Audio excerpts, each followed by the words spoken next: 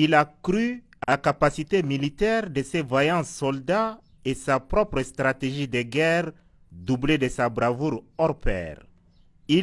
C'est le chef suprême des armées du Tchad, le président de la République Idriss Déby Itno. L'armée nationale tchadienne n'a pas seulement chassé les illuminés de la secte Boko Haram hors du Tchad, mais également les a délogés de leur bastion. Première étape de cette tournée des zones libérées hors du territoire national, Tchoukounayra au Niger. Depuis 2013, Boko Haram a pris possession de cette île jadis florissante et l'a transformée en no man's land. Ce mercredi 8 avril 2020, quelques heures après la libération de cette zone insulaire, le chef de l'État Idriss Déby Itno, pilote de formation, fait atterrir son hélicoptère sous une flamme ardente, incroyable mais vraie. Une scène digne d'un film. Nous sommes bel et bien à Tchoukounayra au Niger, une localité reprise de Boko Haram à l'aide d'un plan de guerre dont le croquis est fait par le chef de l'État et remis au commandant des opérations du secteur numéro 3 de Kaiga Kinjiria, colonel Mohamed Siam.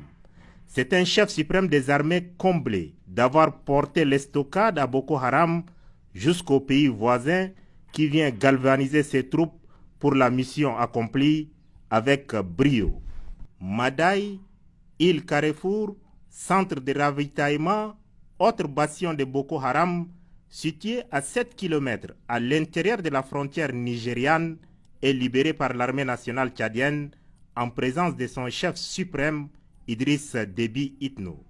Madaï se trouve à 37 km de la frontière nigérienne, dont la ville la plus proche est Méri-Méri, 49 km de la frontière camerounaise et 20 km de Baga, poste avancé de l'armée nigériane. Là, aucune armée nationale ou étrangère n'a posé les pieds dans ces confins du lac Tchad depuis 2010. La réplique foudroyante des forces de défense et de sécurité sous le commandement de son chef suprême, Idriss Déby Itno, a permis de s'emparer de ces points stratégiques après 3 heures de combat où les soldats de la paix et de la liberté partis du Tchad n'ont reculé devant les ouailles de Boko Haram. Idriss Déby Itno est le premier président africain et voisin du Nigeria à poser les pieds sur cette île où même l'armée nigériane n'a pas daigné affronter Boko Haram.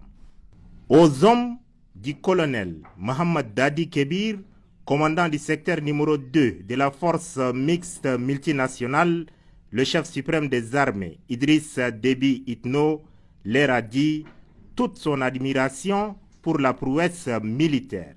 Nos hauts faits d'armes aux confins du lac Tchad resteront mémorables et feront la fierté des générations futures. Je suis fier de vous, officiers, sous-officiers et hommes de troupes. Je n'oublie pas non plus nos martyrs ainsi que nos veuves et orphelins, a dit le chef suprême des armées, pour couper l'herbe sous les pieds des djihadistes et les empêcher de revenir réoccuper les terrains nigériens et nigérians libérés par l'armée nationale tchadienne. Le chef de l'État Idriss Déby Itno a décidé de dépêcher ce 9 avril son ministre délégué à la défense nationale, général Mohamed Abbali Salah, à Abuja et Niamey auprès de ses homologues. La mission a un seul objectif: demander aux militaires des pays précités de venir prendre possession des zones libérées par l'armée nationale tchadienne. Bonne nouvelle, tous les officiers, sous-officiers et hommes de troupes ayant participé à l'opération aux côtés du président de la République Idriss Déby Itno seront augmentés d'un cran en matière de grade. Parole du chef de l'État, chef suprême des armées, Idriss Déby Itno. Armée nationale tchadienne, force à vous.